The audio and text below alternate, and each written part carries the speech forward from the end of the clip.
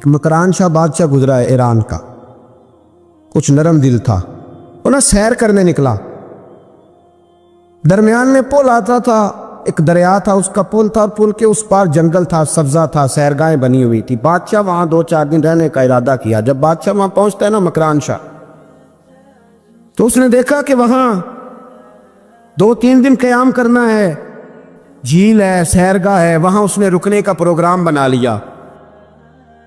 بادشاہ تو علیحدہ اس کے لیے رہائش تھی، سپاہی علیحدہ رہتے تھے۔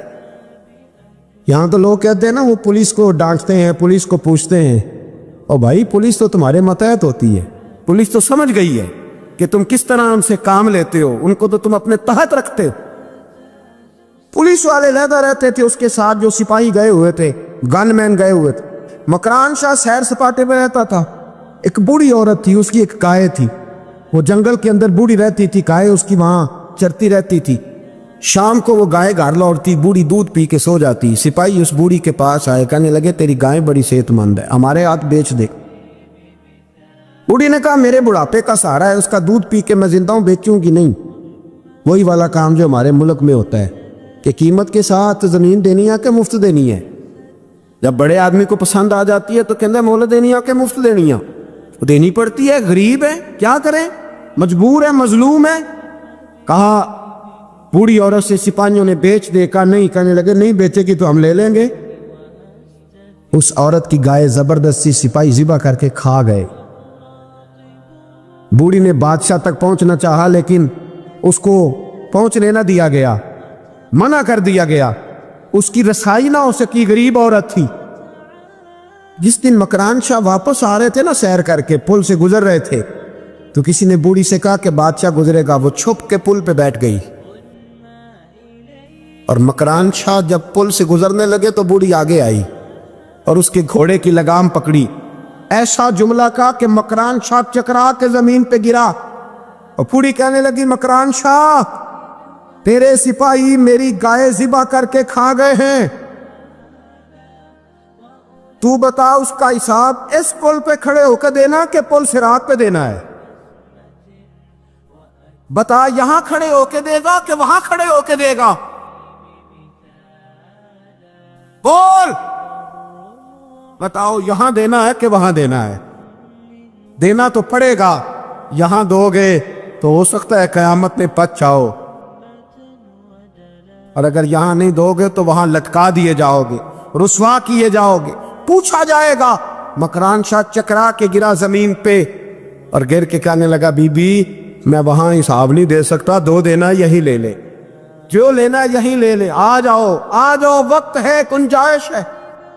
میرے نبی پاک صلی اللہ علیہ وسلم نے فرمایا جو رب کے بندے ہوں گے ان کے قیامت کے دن چہرے چمک رہے ہوں گے۔ تو یا رسول اللہ صلی اللہ علیہ وسلم اس کے علاوہ بھی کچھ بندے ہیں؟ فرمایا لعن عبد الدنیا وعبد الدرہم، فرمایا کچھ دنیا کے بندے ہیں، کچھ درہم کے بندے ہیں، ترجمہ یوں کر لو کچھ ڈالروں کے بندے ہیں۔ یہ حدیث مشکات میں موجود ہے، ڈالر کے، ریال کے، لاکھ کے، کروڑ کے بندے۔ حضور وہ کون ہے؟ فرمایا لعن عبد الدنیا وعبد الدرہم، جو دنیا کا اور دولت کا بندہ بنے وہ لعنتی ہے، ملعون ہے۔ یہ خدا کا بندہ رہا ہی نہیں، یہ پیسوں کا بندہ بن گیا ہے، دولت کا بندہ بن گیا ہے، اس کا معیار بدل گیا ہے۔ حضرت سالم بن عبداللہ بن عمر، حضرت عمر فاروق کے پوتے تھے، کعبے کا طواف کر رہے تھے۔ طواف مکمل ہوا، 8واں استلام کر کے مقام ابراہیم کے پاس نماز پڑھنے لگے تو خلیفہ وقت کا آ گیا، گورنر۔ السلام علیکم کے بعد اس نے فوراً بات چھیڑی، کہنے لگا حضور کوئی حکم ہو تو بتائیے گا۔ تو آپ کہنے لگے تو بڑا ہی بیوقوف ہے یار، تجھے کس نے گورنر بنایا؟ بڑا تو بیوقوف ہے، تجھے تو سلیقہ ہی نہیں بات کرنے کا۔ حضور کیا ہوا؟ فرمانے لگے خدا کے گھر میں آ کے اور کعبے کے سامنے کھڑے ہو کے میں بندوں سے سوال کروں، یہاں کے بھی بندوں سے مانگوں، تو بڑا ہی بیوقوف ہے۔ سامنے اس کا گھر ہے، سامنے اس کا گھر ہے بیت اللہ اور حجر اسود اور مقام ابراہیم اور مقام ملتزم، اور یہاں بھی میں بندوں سے مانگوں؟ کہتا ہے مجھے بھی کبھی کسی نے ڈانٹا نہیں تھا، میرے بھی پیروں تک پسینہ نکل گیا، تو میں مسجد الحرام سے باہر نکل کے، یوں سمجھ لیں کہ جب لوگ باب عبدالعزیز سے یا باب فہد سے باہر آ جاتے، کہتے ہیں باہر نکل کے نا میں کھڑا ہو گیا، میں نے کہا چلو فارغ ہو کے آتے ہیں تو بات کرتا ہوں۔ حضرت فارغ ہو کے آئے تو میں نے کہا حضور اب تو بیت اللہ سامنے نہیں، اب بھی کوئی سوال کرے؟ تو فرمانے لگے اچھا ضروری ہے؟ کہا حضور ضروری ہے۔ تو فرمانے لگے چل پہلے بتا تجھ سے دین مانگوں کہ دنیا مانگوں، بول۔ تو کہنے لگا حضور میرے پاس تو دنیا ہی ہے، دین تو آپ کے پاس ہے۔ جب یہ جواب دیا تو حضرت سالم چلنے لگے اور چلتے چلتے فرمانے لگے جا اپنا کام کر، دنیا تو میں نے اس سے کبھی نہیں مانگی جس نے دنیا بنائی ہے، میں نے اس سے نہیں کبھی مانگی، تو کیا حیثیت رکھتا ہے؟ میں نے تو اس سے بھی جب بھی مانگا ہے یا اس کا قرب مانگا ہے یا اس کے رسول کی غلامی مانگی ہے، تو اس سے نہیں مانگتا جس نے بنائی ہے، تو کیا دے سکتا ہے؟ تیری کیا حیثیت ہے؟ تو بھائی ان لوگوں نے قریب پھٹکنے نہیں دیا، ان کے قریب یہ چیز آئی نہیں، بے نیاز لوگ تھے، توجہ ہی نہیں تھی۔ حضرت محبوب سبحانی غوث اعظم شیخ عبد القادر جیلانی رضی اللہ تعالیٰ عنہ، آپ ایک کاروبار بھی کرتے تھے، تو آپ کا کچھ مال آ رہا تھا جہاز کے ذریعے۔ ایک بندے نے خبر دی کان میں حضور جہاز ڈوب گیا، فرمانے لگے الحمدللہ الحمدللہ۔ ڈوب گیا جناب، یہاں جہاز ڈوب جائے تو بندہ بھی ڈوب جاتا ہے۔ کہتے ہیں صاحب انتقال کر گئے، 10 لاکھ کا نقصان ہو گیا تھا، مال ڈوب گیا پورا جہاز ہی۔ فرمایا الحمدللہ، اور تم نے جلدی کی خبر دینے میں سبق پڑھا رہا تھا، کیوں مجھے دخل اندازی دی تم نے میرے کام میں، کیوں دخل اندازی کی؟ سب الحمدللہ۔ تھوڑی دیر کے بعد اس نے پھر کان میں کہا حضور وہ غلط خبر تھی، جہاز بچ گیا۔ فرمانے لگے الحمدللہ۔ پھر شاگردوں سے کہنے لگے میرا چہرہ دیکھ رہے تھے پہلی خبر کے بعد بھی، اس خبر کے بعد بھی؟ کہا حضور دیکھ رہے تھے۔ فرمایا کوئی تبدیلی تو نہیں آئی؟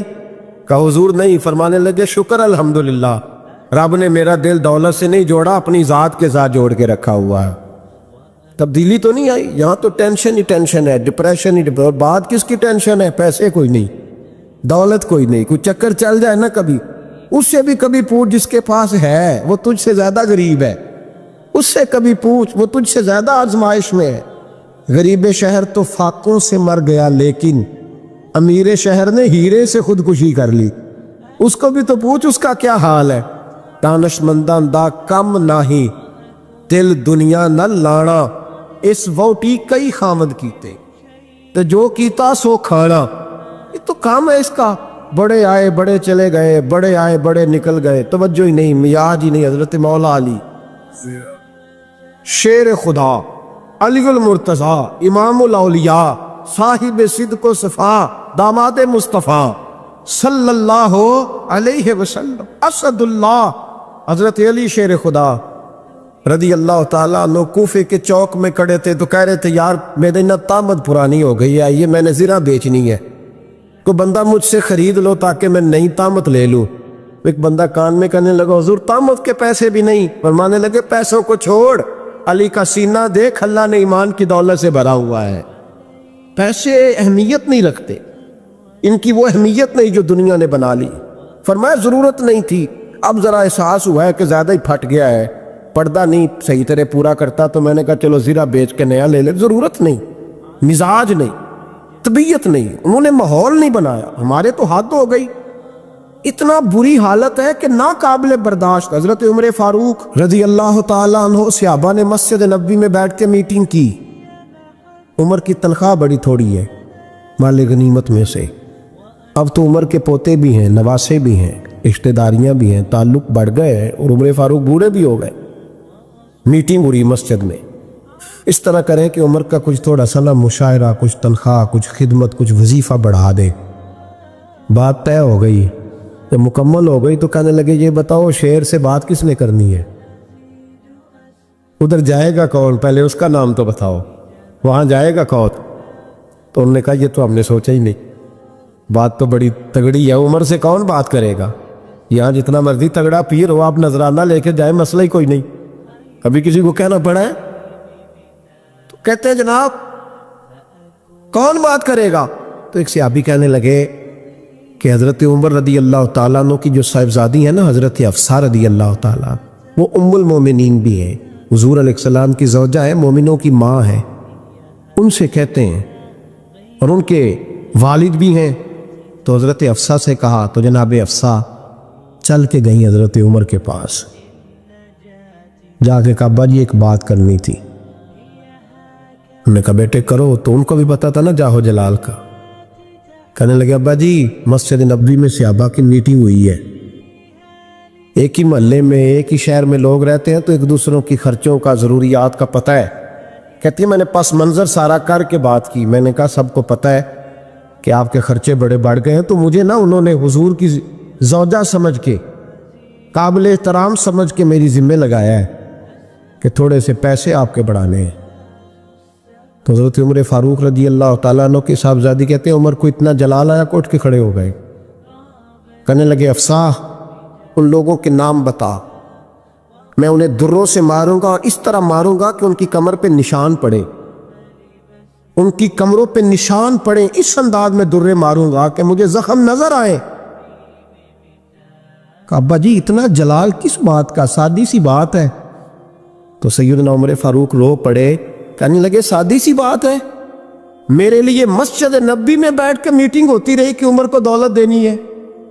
لوگوں نے یہ مجھے سمجھ لیا, مسجد نبی میں بیٹھ کر میرے لیے یہ میٹنگ ہوتی رہی کہ عمر کو پیسے دینے ہیں, اس کو دولت کے ساتھ ہم نے نواز رہا. مسجد نبی میں میرے لیے کس کو یہ جرت ہوئی؟ فرمایا حفصہ کاش کہ تو میرے پاس پیغام لے کے نہ آتی, کوئی اور آتا اور پھر میں اسے دروں سے مارتا. حضرت حفصہ کہتی ہے میں خاموش ہوئی تو میری طرف دیکھ کے فرمانے لگے بتا نا, تو نبی پاک کے گھر میں رہتی تھی, میرے مصطفیٰ کا طریقہ کیا تھا, کرنا بات اس طریقے پہ میرے ساتھ گفتگو کر. تو حضرت حفصہ کہتی میں رو پڑی. میں نے کہا ابا جی غلطی ہو گئی, آئندہ نہیں کروں گی. بھائی معیار بنایا ہوا تھا, آپ یقین کریں ہمارے تعلقات آپ شادی پہ دیکھ لیں, جو غریب رشتہ دار ہے اسے کون بنانے جاتا ہے, لیکن ساری برادری کٹھی اس کے دروازے پہ بیٹھی ہے, جس نے آنا ہے تو کچھ لے کے آنا ہے. ہر چیز دولت میں تلے گی, معیار ہی دولت بن گیا ہے, مقصود ہی دولت بن گیا ہے. اس پیسے نے, اس دنیا داری نے, دنیا دار پجاری زردے کتے اندھے گل ٹلی ہو, اتنا سخت رویہ لوگوں نے اپنا لیا, رشتوں کا تقدس نہیں رہا. ایک مجلس میں میں نے ایسا رنگ بھی دیکھا, ایک ایسا شخص جسے میں ذاتی طور پہ جانتا ہوں کہ عالم بھی ہے, پرہیزگار بھی ہے, نیک بھی ہے, وہ بھی بیٹھا تھا اور اس کے ساتھ ایک سیٹھ بھی بیٹھا تھا. لیکن جو لوگوں کا عقیدت کا رشتہ اس درویش کے ساتھ ہونا چاہیے تھا وہ سیٹھ کے ساتھ تھا. تو میں غور کر رہا تھا کہ یار قوم کا ذہن کس طرح کا ہو گیا, صرف اس کے ہاتھ میں پیسے, دولت مند ہے اس آدمی کی درویشی بھی گئی, علم بھی گیا, تقوی بھی گیا, صرف پیسے نہیں ہے اس کے پاس تو وہ کونے میں لگا ہوا ہے اور اس سے لوگ بچ بچ کے سلام. اور میں کہا کرتا ہوں عقیدت کا پتہ چلتا ہی تب ہے جب اجتماع ہوتا ہے. اکیلے درویش بیٹھے ہیں تو سب جھک کے سلام لیتے, اور جب وہ 2 MLA کے بیچ, 3 MPA کے بیچ, 5-7 سیٹھوں کے بیچ بیٹھے گا پھر تیری عقیدت کا پتہ چلے گا, پھر پتہ چلے گا تیرا اللہ کے بندے سے رشتہ کس طرح کا ہے اور دولت کے بندے کے ساتھ رشتہ کس طرح. ہمارے رویوں کے اندر یہ فرق ہے کہ ہم اس وقت آدمی کو تولتے ہیں کہ اس کے پاس دولت کس طرح کی ہے. وقت کے امیر تھے حضرت عمر بن عبدالعزیز, توجہ ہے میری بات پر, حضرت عمر بن عبدالعزیز بادشاہ تھے. اب ہم لوگوں نے بھی بچوں کا بہانہ لگایا ہوا ہے نا, بازی وہ میں چاہتا ہوں بچوں کا کچھ بن جائے, تو بچے بالغ ہو گئے تو کرانا رجسٹریاں ان کے نام, فارغ ہو جاؤ, آ جاؤ مسجد میں چھوڑو. لیکن پھر بھی کنجیاں دینے کو دل نہیں کرتا, پھر بھی بابا جی کی پیالیوں سے مرنے کے بعد پیسے نکلتے ہیں, پھر بھی ان کے تکیے کے بیچ سے بھی کچھ وہ نوٹ نکل آتے ہیں جو اب چلتے بھی نہیں. گزر گیا زمانہ, یہ لگتے ہی نہیں. بزرگ ناراض نہ ہو جائیں, لیکن جو بات کر رہا ہوں بہرحال اس کے پیچھے کچھ پس منظر ہے. یہ بھی بہانہ ہے, بینک بیلنس اپنے نام, زمین جائیداد ساری اپنے نام, اور کمائی کس کے لیے کر رہا ہے؟ بچوں کے لیے. نام کس کا لے رہا ہے؟ بچوں کا. یہ کس طرح کا بچوں, بہانہ نہ لگاؤ, صاف کہو کہ اپنے لیے کما رہا ہوں. میرے رسول پاک سید عالم نور مجسم صلی اللہ علیہ وسلم نے جو لوگ تیار فرمائے, نیند تو نہیں آ رہی آپ حضرات سے, نبی پاک نے جو لوگ تیار فرمائے, حضرت کعب بن مالک رضی اللہ تعالی, حضور نے فرمایا چلو تبوک پہ میرے ساتھ, سارے چلو, سب تیار ہو گئے. حضرت کعب بن مالک فرماتے ہیں مجھے گھوڑا بڑا دوڑانا آتا تھا, نیزہ بڑا چلانا آتا تھا, تلوار کا میں بڑا دھنی تھا, میں مالدار بھی تھا, میرے پاس بڑی وسائل تھے. حضور چلے گئے تو میں نے, یہ بخاری ہے, فرماتے ہیں میں نے سوچا کہ میں چلا جاؤں گا, کل میں گھوڑا دوڑاؤں گا, میں نے پیچھے پہنچ جانا, پرسوں چلا جاؤں گا, ترسوں بس سستی ہو گئی, نہ جا سکا. فرماتے ہیں وقت بیت گیا، حضور چلے گئے، آج جاتا ہوں کل چاہتا ہوں، اسی میں حالات سارے گزر گئے، حتیٰ کہ اللہ کے رسول واپس آ گئے۔ فرماتے ہیں کچھ بوڑھے تھے جو نہ جا سکے، اور کچھ منافق تھے جو حضور کے ساتھ جہاد پہ نہ جا سکے۔ آپ فرماتے ہیں میں جوان بھی تھا، تیر انداز بھی تھا، اور دنیا عرب سارا جانتا تھا کہ مالدار بھی ہے، اللہ تعالیٰ کی دی ہوئی بڑی نعمتیں تھی، میں نہ گیا، اور ہو غلطی گئی، سستی گئی۔ فرماتے حضور مدینے میں آئے، جب مسجد نبی میں بیٹھے تو منافق آ کے بہانے کرنے لگے، کوئی کہنے لگا بچی بڑی بیمار تھی، کوئی کہنے لگا حضور کل ہی صحیح ہوا ہوں۔ فرماتے مجھے بھی پتا تھا، اور پتہ مصطفیٰ کو بھی تھا جھوٹ بول رہے، حضور کو پتا تھا، پر وہ بہانے کرتے، حضور قبول کرتے، میں چلو جاؤ۔ کہا فرماتے ایک منٹ کے لیے مجھے بھی وسوسہ آیا کہ کوئی بہانہ نہ کر دوں، لیکن پھر میں نے سوچا بہانہ کس کے سامنے کروں جسے اللہ تبارک و تعالیٰ نے نبوت کی آنکھ عطا فرمائی ہوئی ہے، اس معبود کے سامنے بہانہ۔ اس خیال آیا مسلمان نیک و بد پہچان جاتے ہیں، محمد آدمی کے دل کی باتیں جان جاتے، کدھر بہانہ کروں، حضور کو تو سارا پتہ ہے۔ فرماتے میں گیا، حضور نے پوچھا کیوں نہیں آئے، اور پوچھا بھی مسکرا کے، کیوں نہیں آیا، مسکرا کے پوچھا۔ فرماتے ہیں میں نے سچ سچ بولا، میں نے کہا یا رسول اللہ سستی ہو گئی، حضور غلطی ہو گئی، جو بہانے لگا رہے تھے ان کو آزادی مل گئی، اور مکتب عشق کا دستور نرالا دیکھا، اس کو چھٹی نہ ملی جس نے سبق یاد کیا۔ فرماتے ہیں ان کو چھٹی مل گئی، میں نے کہا حضور غلطی ہو گئی، تو نبی پاک نے فرمایا اس سے کوئی بندہ کلام نہ کرے، خبردار میرے ساتھ بھی گفتگو نہ کرنا۔ حضرت کعب بن مالک فرماتے ہیں میرا چچا زاد بھائی، خالہ زاد بھائی سارے رہتے تھے، میں کسی کو سلام لیتا تو کوئی جواب بھی نہیں دیتا تھا۔ فرماتے ہیں میں مسجد میں نماز پڑھنے آتا، پر صحابہ کرام کو حضور نے منع کر دیا تو مدینے کی گلیاں بھی ناآشنا ہو گئی۔ فرماتے ہیں مجھے یوں لگتا تھا کہ مدینے کے در و دیوار بھی مجھ سے کلام نہیں کرتے، میں وہاں دعا منگیا کرو سنگیو کتے مرشد نہ رس جاوے، اے جنہاں دے پیر رس جان دے او جیوندے ہی مرے رہن دے۔ کہا اس طرح لگا کہ جیسے اولاد بگڑ گئے سارے میرے حق میں۔ آپ فرماتے ہیں میں مسجد میں آ کے بیٹھتا تو جب مجھے پتا تھا میں جب آنکھیں ادھر کرتا تو حضور مجھے دیکھتے، اور جب میں نبی پاک کو دیکھتا تو حضور چہرہ پھیر لیتے۔ بول پڑے خواجہ غلام فرید صاحب، کہنے لگے میں ویکھاں تے میرا یار نہ ویکھے، جی میں نام ویکھاں تو ویکھے، ایڈے نصیب کتھوں تتڑی دے او میرے وچ ویکھن دے ویکھے، غلام فریدا او بوے یار دے مریے پامے ویکھے یا نہ ویکھے۔ اور فرماتے میں سید عالم صلی اللہ علیہ وسلم کو دیکھتا تو حضور رخ انور پھیر لیتے۔ حضرت کعب بن مالک رضی اللہ تعالیٰ عنہ فرماتے کہ حضور کا حکم آیا کہ بیوی کو علیحدہ کر دو، بار پہلے کوئی نہیں بات کرتا، اب کہا بیوی کو علیحدہ کر دو، تو میں نے کہا حضور طلاق دے دوں؟ فرمایا نہیں میکے بھیج دو، طلاق نہیں دینی۔ فرماتے ہیں بال بچہ بھی چلا گیا، نہ گھر میں کوئی نہ باہر کوئی، تنے تنہا۔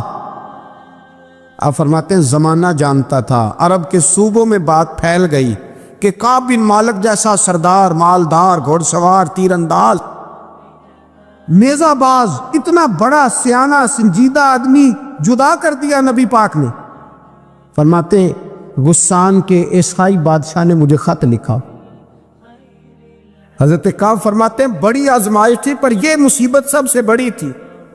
غسان کے عیسائی بادشاہ نے خط لکھا، اس کا آدمی مجھے ڈھونڈتا پھرتا مدینے میں، میں ملا تو خط اس نے مجھے دیا۔ خط میں یہ نہیں لکھا تھا کہ کافر ہو جاؤ معاذ اللہ، یہ نہیں لکھا تھا عیسائی ہو جاؤ، اس نے خط میں لکھا کہ کعب ہم نے سنا ہے تمہارے نبی نے تمہیں چھوڑ دیا، ناراض ہو گئے، تم تو اس قابل تھے کہ صوبے کے گورنر بنائے جاتے، تم تو بڑے عہدے کے قابل تھے، تمہاری تو شہرت ہے سارے علاقوں میں، تم آ جاؤ ہمارے پاس، ہم تمہیں بہت بڑا عہدہ دے دیں گے۔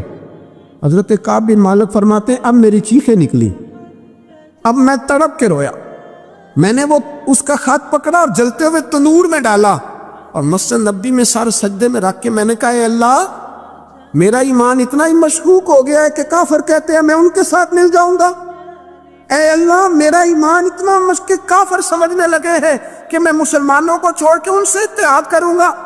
یہاں لوگ کہتے ہیں ہم نے پریشر کے لیے ان کو ساتھ ملایا، ہم نے پریشر کے لیے کافر سے سمجھوتا کرو گے؟ اپنے بھائی پر ظلم کرنے کے لیے بے ایمانوں کے ساتھ دوستی کرو گے؟ حضرت کعب بن مالک فرماتے میں نے تندور میں ڈالا، میں تڑپ کے رویا، میں نے کہا اے اللہ میرا اتنا امتحان نہ لے کہ کافر سوچنے لگے کہ میں اسے سمجھوتا کروں گا، اے اللہ مہربانی فرما، اتنا امتحان نہ لے۔ روتے روتے گھر گیا، سحری تک روتا رہا۔ ایک آدمی دوڑا آیا، کہنے لگا کعب جلدی چل، حضرت جبریل آ گئے ہیں، اللہ نے تیری توبہ قبول فرما لی ہے، رسول پاک نے تجھے یاد فرمایا ہے، چل آ جا۔ حضرت کعب بن مالک فرماتے میں قدموں میں گرا اور میں نے کہا محبوبہ میرا سارا ہی مال لے لے، حضور میری ساری صلاحیتیں لے لے، رکھ لیں سارا کچھ، مجھے وہ مال نہیں چاہیے جو آپ کے دروازے سے دور کر دے۔ حضور وہ دولتیں میرے کس کام کی جو آپ کے دروازے سے دور کر دے؟ بے نور بے چراغ جو محفل ہو پھونک دو، اعظم بلا سے اپنی وہ ہستی ہی کیوں نہ ہو، جو چیز اس کی راہ میں حائل ہو پھونک دو۔ حضرت کعب بن مالک رضی اللہ تعالیٰ عنہ نے ایک منٹ کے لیے بھی کافر سے سمجھوتا کرنا پسند نہ کیا، جبھی تو اللہ نے توبہ حضرت جبریل کے ذریعے نازل فرمائی۔ میرے بھائی یہاں منٹ منٹ پہ سمجھوتا ہے، منٹ منٹ پہ